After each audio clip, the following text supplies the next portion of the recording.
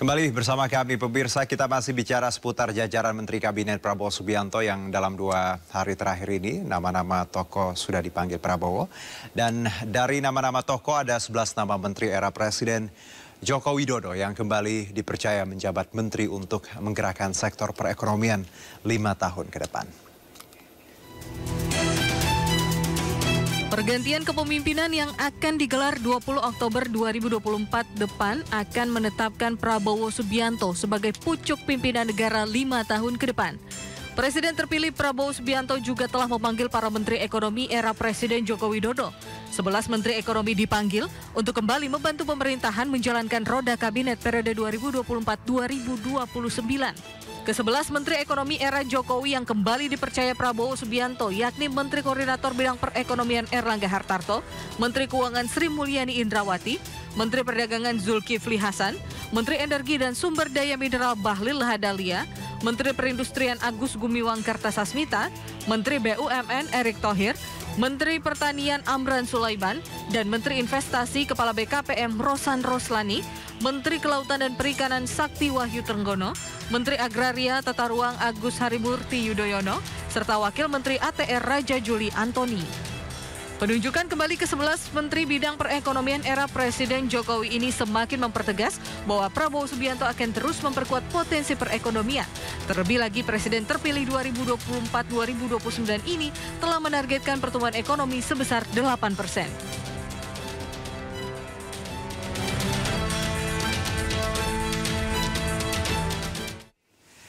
Ya, tim ekonomi Presiden Joko Widodo semakin pasti mengisi kabinet Prabowo Gibran. Erlangga Hartarto, Sri Mulyani, Rosan Roslani dipanggil ke kediaman Presiden terpilih Prabowo Subianto ke Kertanegara. Lalu bagaimanakah ekonomi Indonesia ke 5 tahun ke depan? Kita akan membahasnya bersama anggota Majelis Tinggi Partai Demokrat, Bapak Syarif Hasan, dan juga Direktur Eksekutif Segara Research Institute, Pak Peter Abdullah. Assalamualaikum, selamat sore.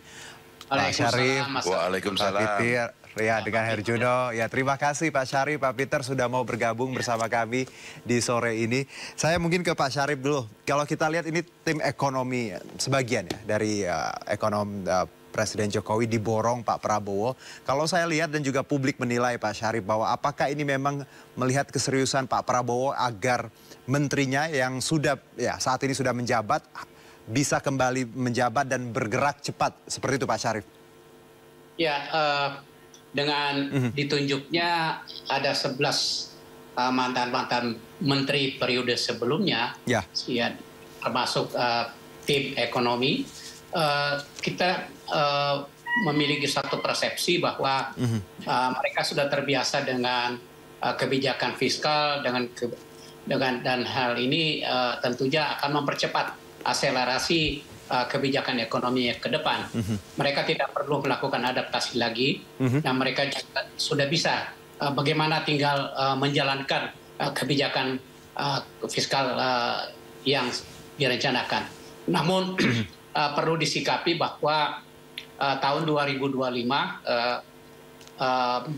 kita budget untuk APBN kita itu ada 3.600 triliun, dan tentunya menjadi pekerjaan rumah bagi tim ini sekarang bahwa program 100 hari ke depan itu adalah bagaimana agar menstabilisasi ekonomi kita, dengan dalam hal ini bagaimana agar program-program Prabowo itu bisa segera dilaksanakan.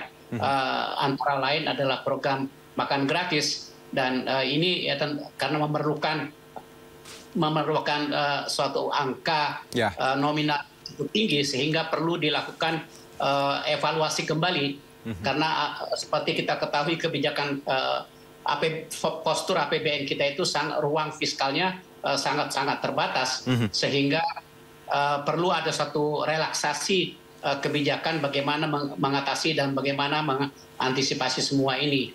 Nah, kita juga tahu bahwa kebijakan defisit yang sudah ditetapkan oleh DPR, yaitu sebesar 2,7%, itu juga sebenarnya perlu dievaluasi, apakah mungkin untuk dinaikkan kembali, karena kalau tidak tentu menjadi pertanyaan dengan kebijakan fiskal yang ruang fiskal itu sangat terbatas, maka sumber pembiayaan ke depan ini juga harus ada solusi yang terbaik. Nah, kami melihat bahwa dengan pengalaman para menteri ekonomi sebelumnya itu dan sekarang masih terpakai, mudah-mudahan ini bisa menimbulkan rasa optimis bahwa tentu akan menjadi suatu kebijakan yang tidak terlalu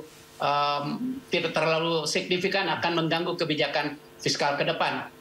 Ingat, debt ratio kita sekarang sudah mendekati 40%. Nah, ini juga satu reminding bagi tim ekonomi bagaimana agar ini bisa diturunkan ke depan.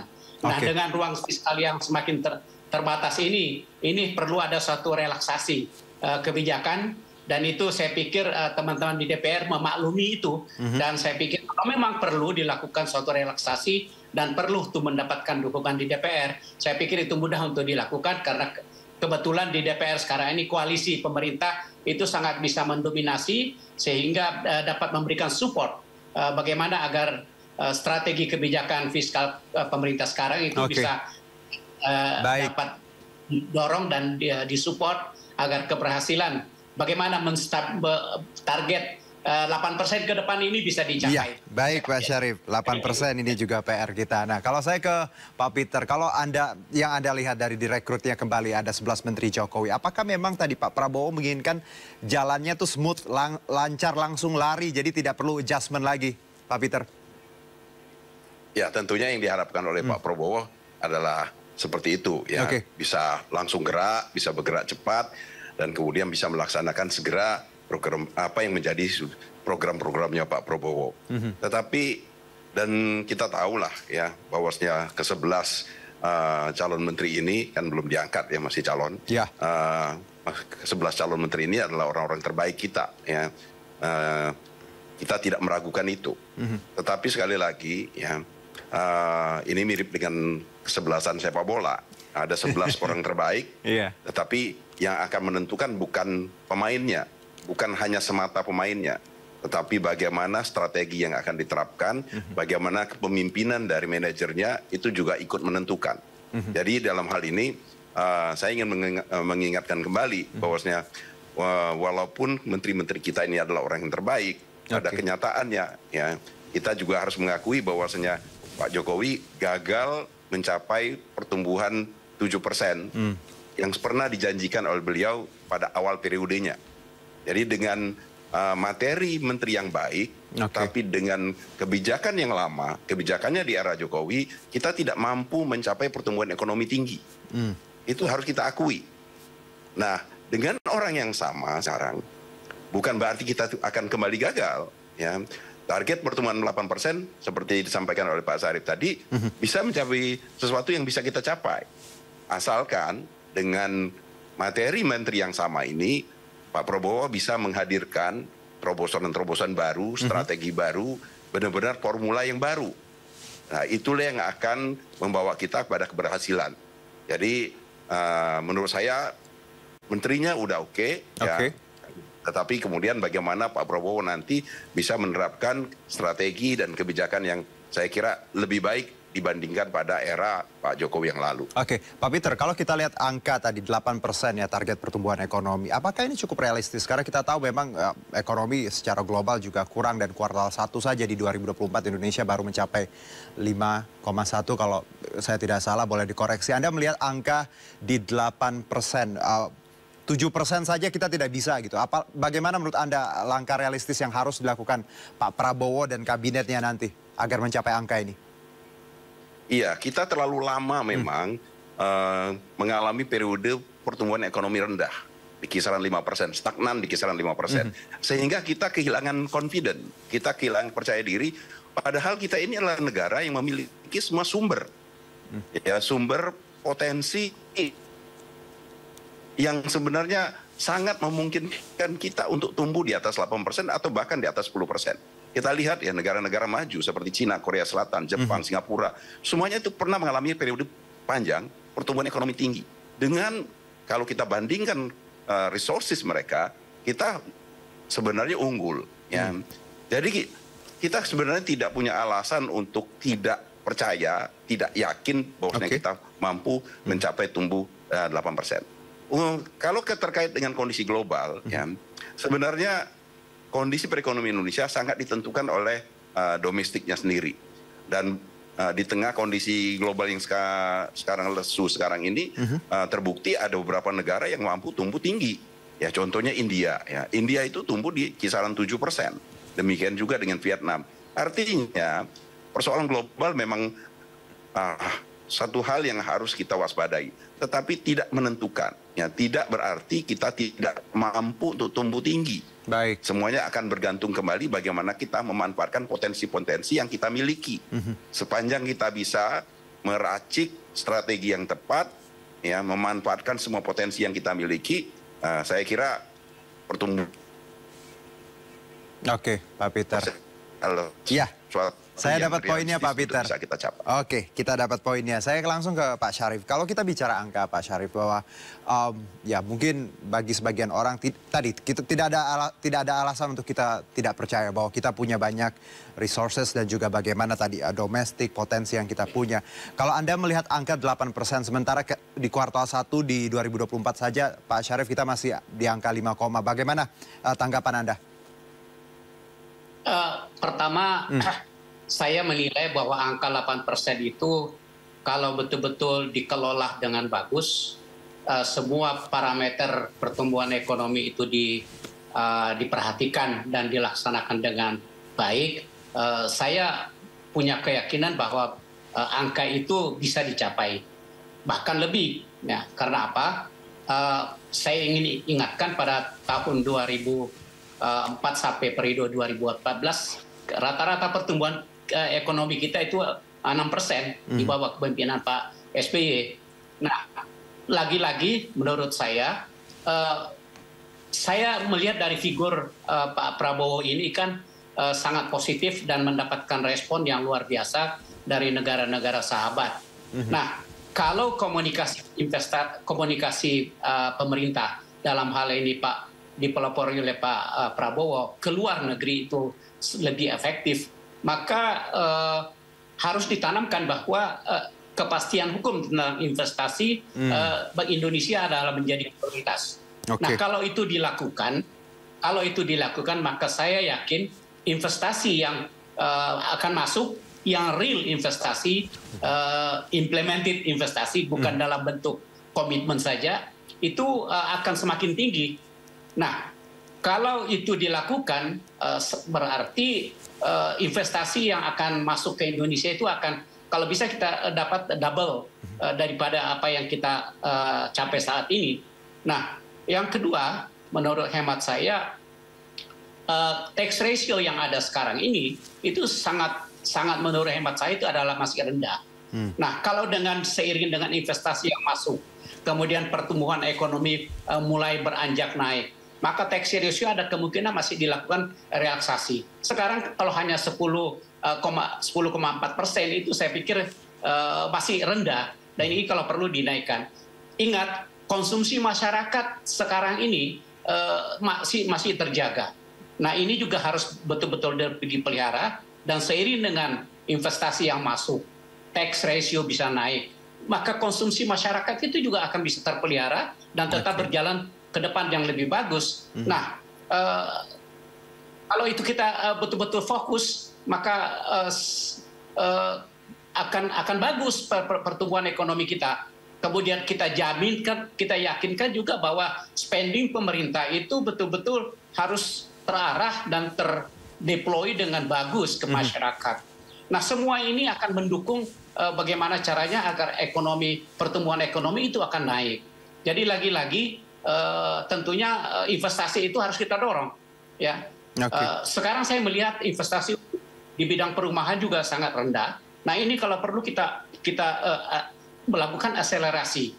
Jadi lagi-lagi saya katakan investasi ini harus secara menyeluruh, dan saya percaya di bawah kepemimpinan Pak Prabowo ini semua akan dapat ditingkatkan. Jadi saya optimis bahwa angka 8% itu insya Allah akan dapat dicapai oleh tim sekarang ini, dan kita harapkan juga bisa kalau perlu lebih, ya kan? Nah, kita optimis masyarakat memberikan suatu kepercayaan dan suatu rasa percaya, suatu misi bahwa ini bisa dapat dicapai. Baik, Pak Syarif. Nah, lagi-lagi tadi saya setuju dengan apa Pak Peter, tergantung pemimpinnya. Nah, saya lihat kepemimpinan Pak Prabowo ke depan, insya Allah saya melihatnya bahwa beliau sudah mengerti tentang apa yang harus dilakukan. Nah, saya juga memberikan apresiasi selain daripada itu, secara makro itu bisa ditingkatkan, tetapi saya juga memberikan penghargaan karena apresiasi karena untuk kepentingan rakyat yang masih membutuhkan subsidi dari pemerintah itu juga diperhatikan. Nah, ini juga akan mendorong perilaku masyarakat bahwa kita untuk bersama-sama untuk mencapai tingkat pertumbuhan yang baik. Nah, lagi-lagi semua pihak harus betul-betul sinergi, ya kan? Nah, saya juga melihat tim hukum di sini sangat luar biasa bagusnya, dan itu akan memberikan mudah-mudahan bisa memberikan kepastian hukum dalam bidang ekonomi, ya, sehingga mendorong tingkat pertumbuhan investasi yang baik bagi Indonesia. Dengan demikian, saya yakin pertumbuhan ekonomi akan mudah untuk kita capai. Baik, saya kembali ke Pak Peter bahwa tadi poin yang disebutkan Pak Syarif bahwa sebenarnya sama, kita tidak boleh pesimis, tidak ada alasan untuk tidak percaya dengan kemampuan nanti para menteri dan juga Pak Prabowo. Tapi kalau kita lihat Pak Peter, disebutkan juga di 2025 budget kita akan cukup tinggi ya, ruang fiskal tadi memang terbatas, perlu relaksasi, terus solusinya seperti apa. Kalau Anda melihat bahwa dengan tantangan yang cukup banyak di depan, khususnya di 2025, apa yang bisa dilakukan dengan cepat kepada kabinet nantinya, khususnya para menteri di bidang ekonomi ini, agar semuanya bisa terjaga dan tadi yang penting domestik, lokal ini bisa tetap jalan dan daya beli juga cukup baik, seperti itu Pak Peter. Begini, menurut saya kita nggak perlu buru-buru, ya. Kita tidak berharap buru-buru. Ya, ini kita bukannya sedang melakukan ikut lomba lari cepat. Ya. Ini yang akan kita lakukan, ini semacam maraton, ya, 5 tahun atau bahkan 10 tahun. Ya. Jadi yang kita butuhkan adalah persiapan yang matang. Ya. Karena kalau yang paling penting itu kan kita belajar dari masa lalu. Ya. Apa kekurangan dari Pak Jokowi? Pak Jokowi sudah melakukan banyak hal. Ya, harus kita akui Pak Jokowi memiliki keberhasilan dalam banyak hal. Tetapi pada kenyataannya Pak Jokowi tidak mampu mewujudkan apa yang dijanjikan terlebih dahulu. Ya, pada waktu awal dulu, yaitu menjanjikan ekonomi kita meroket, ekonomi kita tumbuh di atas 7% sebagai sebuah harapan kita pada waktu itu.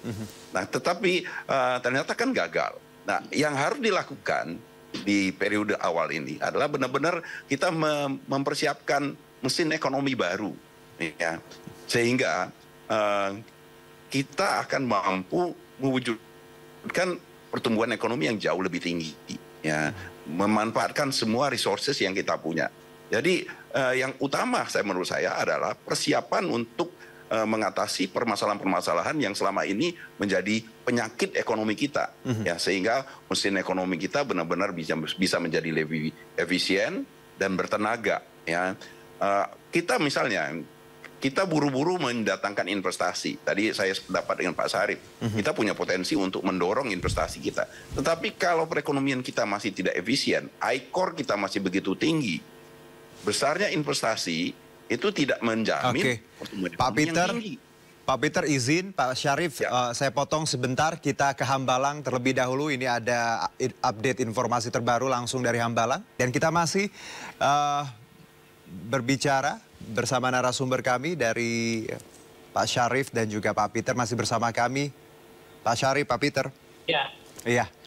Mohon maaf, karena 2 hari terakhir dinamis sekali program kita, jadi akan terus disela seperti itu. Tapi kita kembali bicara mengenai ekonomi.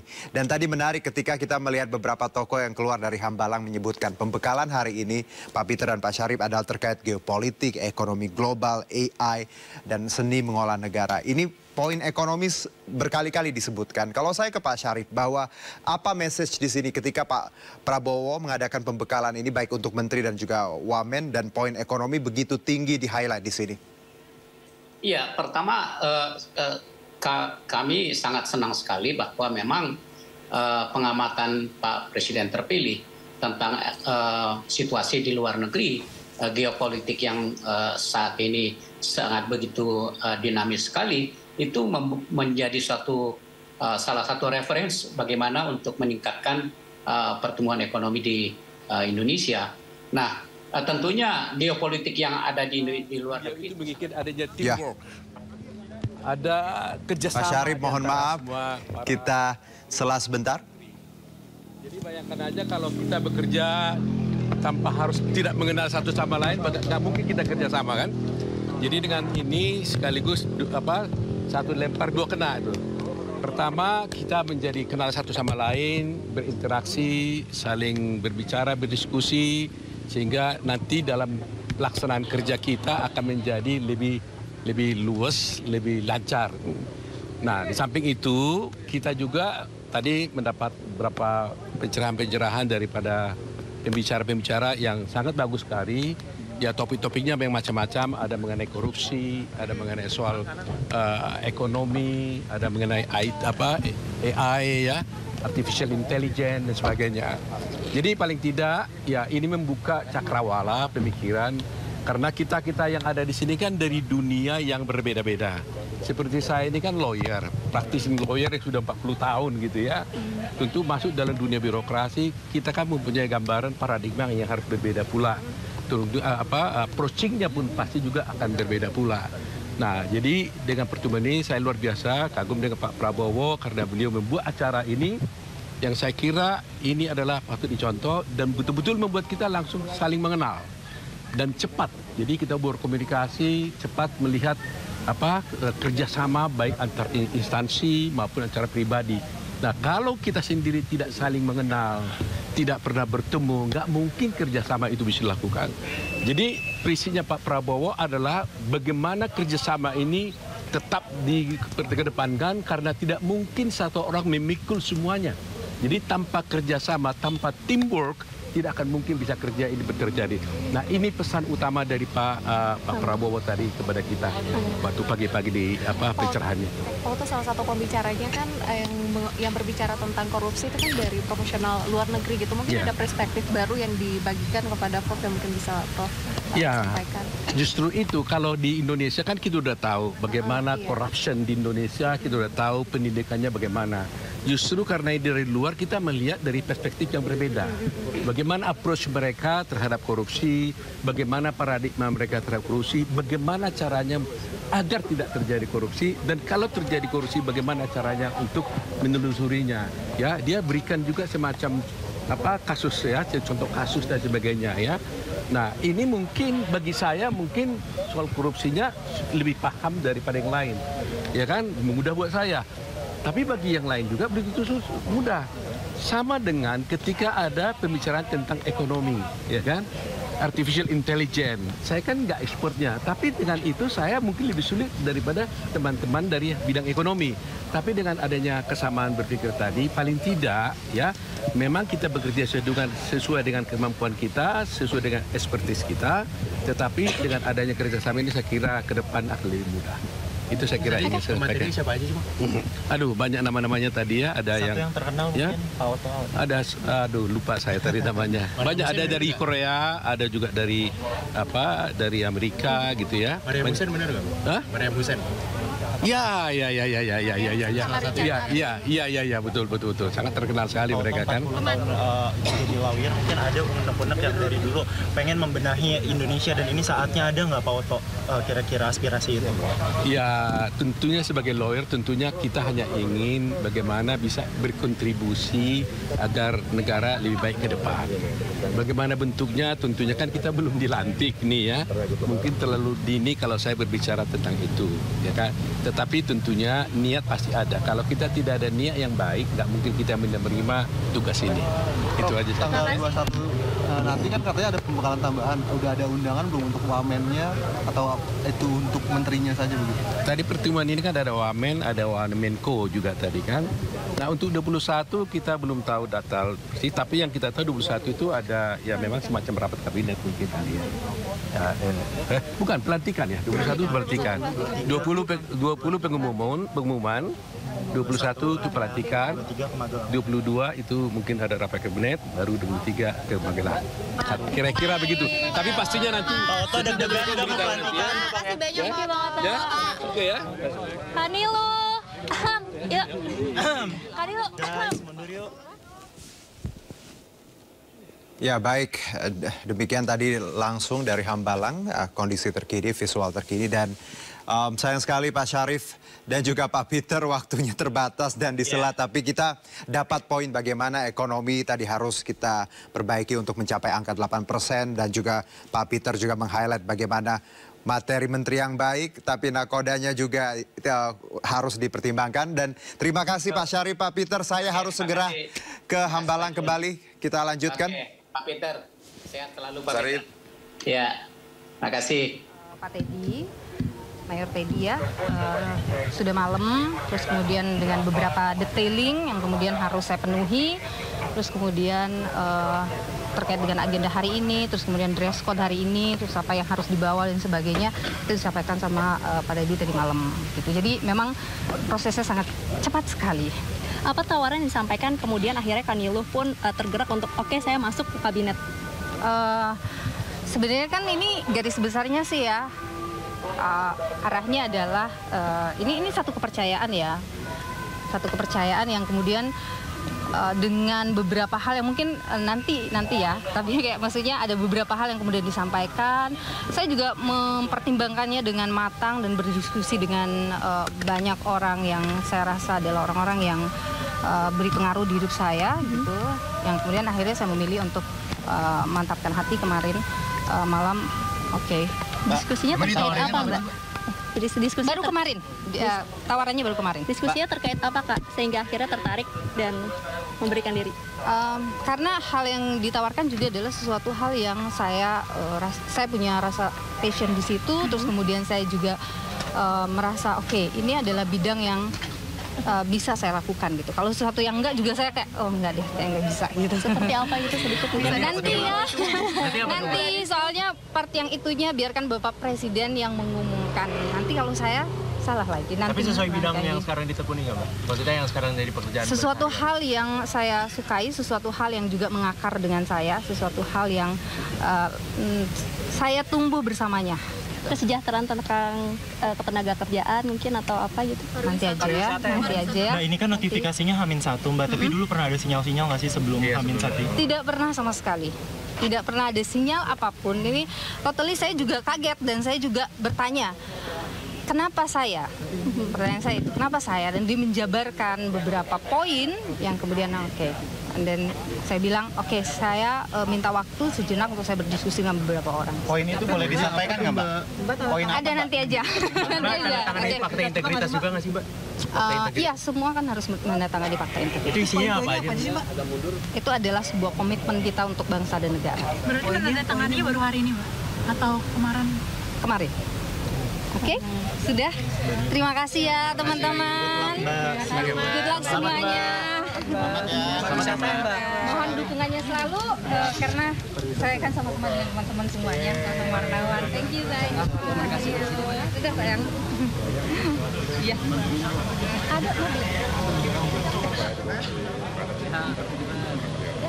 Ya, kita masih tersambung dengan visual terkini dari Hambalang, pemirsa, dalam hari kedua pembekalan dari hari ini, yaitu calon wakil menteri, dan beberapa nama tadi sudah keluar nampak. Yang terbaru adalah seorang jurnalis yang memang kita tidak lihat di Kertanegara beberapa hari yang lalu. Baru hari ini nampaknya Nilu Puspa bergabung bersama calon wakil menteri, yang juga ada sekitar puluhan nama calon wakil menteri yang hari ini dipanggil untuk mengikuti pembekalan di Hambalang. Ada 59 tokoh yang dipanggil hari ini. Dan dari informasi yang kami dapat di lapangan, Presiden Prabowo sendiri membuka tadi, Presiden terpilih membuka pembekalan, lalu di pukul 12 siang Prabowo sudah meninggalkan Hambalang menuju agenda selanjutnya. Dan juga pembekalan juga diikuti oleh Wapres terpilih. Dan di pukul 13.00 Wapres terpilih Gibran Rakabuming Raka juga meninggalkan Hambalang. Dan saat ini pembekalan nampaknya sudah hampir berakhir karena beberapa tokoh. Tadi ada Bima Arya, ada juga Aminuddin Ma'ruf, status milenial presiden, juga baru saja meninggalkan Hambalang. Kita tahu ada beberapa tema yang di-highlight, disebutkan juga dari lapangan, yaitu pembekalan terkait geopolitik, ekonomi global, AI, artificial intelligence, dan juga seni mengolah negara.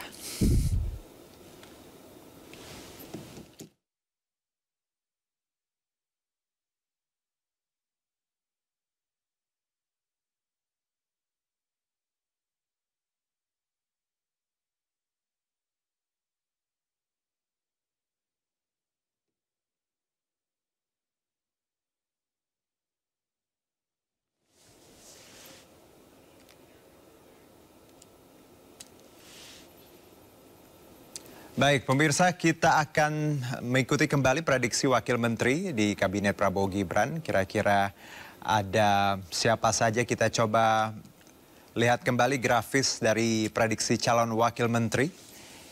Dari yang pertama, ada Marsikal Madya TNI Purnawirawan Doni Hermawan Taufanto.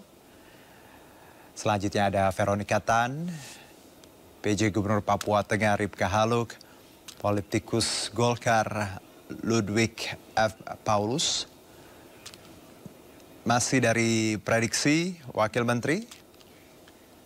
Selanjutnya ada pengacara Otto Hasibuan, Dubes Indonesia untuk PBB, Armanata Natsir, Ketua Umum Partai Gelora Anies Mata, dan mantan Wali Kota Bogor Bima Arya.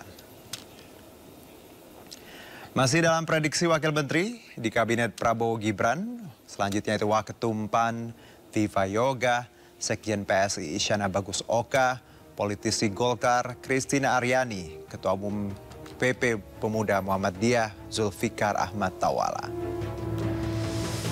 Selanjutnya, staf sus milenial Presiden Aminuddin Ma'ruf, Wamen BUMN Kartika Wiryoatmojo, Dirut Aviasi Pariwisata Indonesia Doni Oskaria, CEO Bomba Grup Todu Tua Pasaribu. Selanjutnya masih dalam prediksi Wakil Menteri, ada nama Wamen Investasi Wakil Kepala BKPM Yulio Tanjung, mantan atlet nasional Taufik Hidayat, politikus PAN Zita Anjani, Ketua Umum Prima Agus Jabo Priyono.